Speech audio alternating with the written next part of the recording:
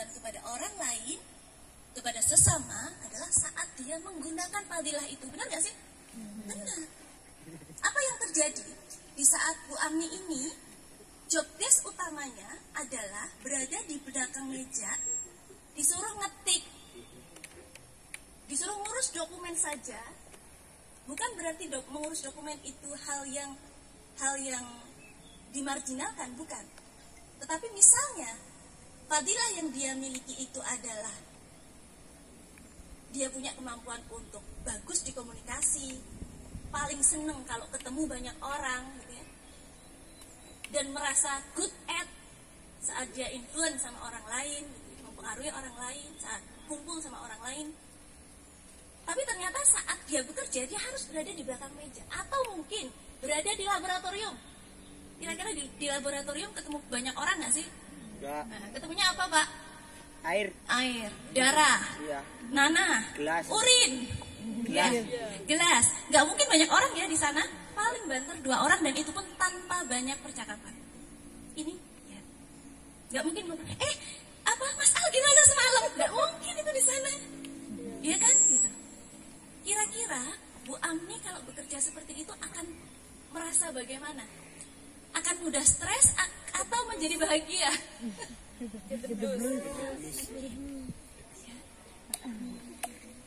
Dia tidak akan bahagia. Dia tidak akan merasa bahwa dia punya manfaat. Akhirnya akan percaya diri gak sih? Enggak. Karena dia tidak sedang menjalani diri dia yang sebenarnya. Nah, talent mapping itu adalah salah satu tools yang bisa kita semua gunakan untuk kemudian kita bercermin, mencari tahu fadilah yang Allah kasih kepada kita untuk kemudian bisa kita gunakan menebar manfaat itu yang apa. Karena ternyata perangkat unik terkait fadilah ini masing-masing berbeda. Jangan memaksakan untuk kita great pada satu bidang yang sebenarnya kita tidak good di awal. Jadi good to be great. Harusnya jalannya adalah good to be great. Jadi kita cari dulu kita itu yang bagus di apa, baru kemudian diasah sehingga kita akan lebih mudah untuk menjadi great. Bu, tapi kerja keras, belajar benar-benar, katanya juga bisa tetap sukses. Misalnya nih, kan gitu ya, katanya selama kamu mau kerja keras maka bisa. Meskipun mungkin awalnya bukan bidangku, gitu. Bukan gue banget di situ. Benarkah? Iya, tapi bayangkan betapa banyak effort, tenaga, waktu, dan mungkin saja uang yang dikeluarkan untuk menjadi great karena kita mengasah sesuatu yang kita tidak good at.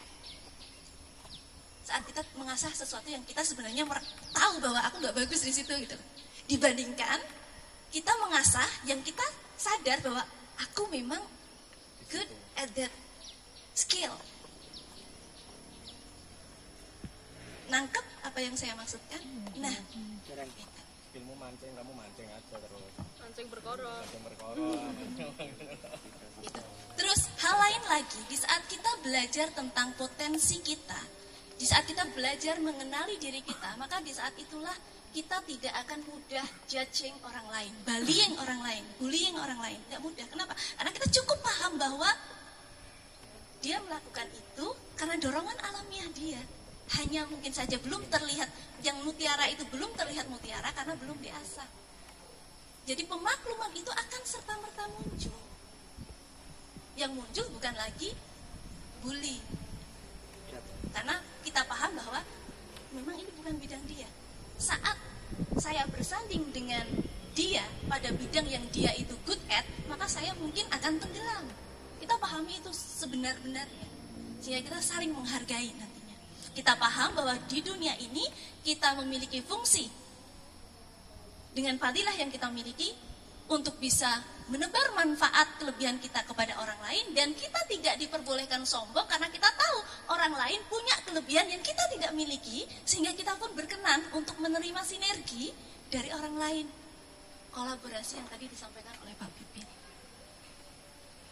Ya, sebelum saya tutup, saya yakin secara umum teman-teman di sini, adik-adik sudah mulai bisa menangkap apa yang dimaksud Buoro. Toolsnya sebenarnya banyak sekali, hanya kalau Buoro belajarnya di talent management. Ya. Saya mau menyampaikan tentang 5 hal yang mungkin sederhananya bisa membuat adik-adik semua ini mudah untuk nanti mencoba meraba saya ini good at-nya di mana. Sehingga teman-teman tidak salah dalam mengasah potensi. 4E, saya menyebutnya 4E gitu ya. Yang pertama, easy. Dari sekian aktivitas yang teman-teman lakukan, tadi cooking ya, mungkin ada singing, mungkin teman-teman, apa sih aktivitasnya di sini? Learning activity ya. Terus ngaji learning, reciting ya, ngajinya. Terus apa lagi? Sport, oke. Ada domba tadi? Yo, iya. Animal tan itu juga.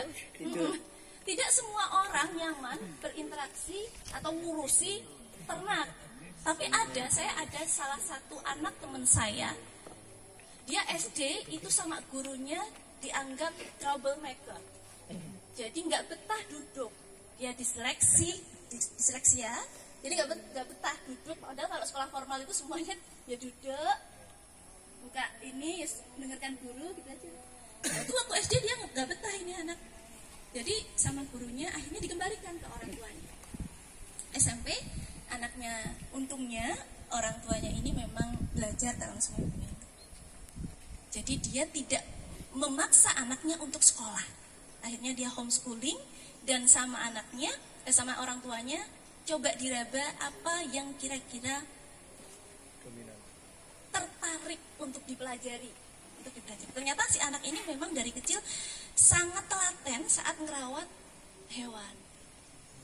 Jadi usia SMP itu sama orang tuanya, setiap kali pasar hewan ada, dibawa ke sana. Di mana? Ini orang Semarang aslinya. Ya ke Purwodadi, ya ke pasar hewan mana, hanya untuk belajar sapi, kambing, pipi, bukan lewat guru, tapi naturally, lewat tukang-tukang itu yang kalau kita salah menangkap mungkin kita marginalkan, padahal ilmunya luar biasa banyak. Seperti itu orang tuanya. Jadi memang dia homeschooling, orang tuanya atur sendiri kurikulumnya, seperti itu. Dan sekarang mungkin 16 tahun ya saat ini, dia sudah punya farming, ya, dia punya peternakan domba di Purwodadi. Kambingnya sudah lumayan menghasilkan susu, dan ini lagi nyoba dibuat seperti Yakult gitu ya, difermentasi. 16 tahun dan dia sudah punya karyawan, tapi dia nggak sekolah. Jadi kalau tanya ijazah SMP, nggak punya. Tapi keren nggak? Keren. Saya belum punya karyawan, usia 41 tahun hampir.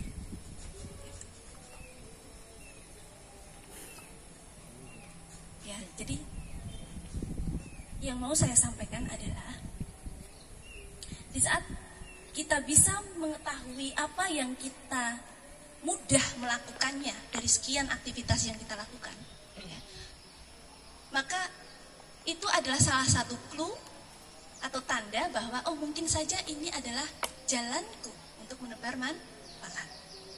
Bu, kalau aktivitas saya di sini terbatas, hanya lakukan ini gitu.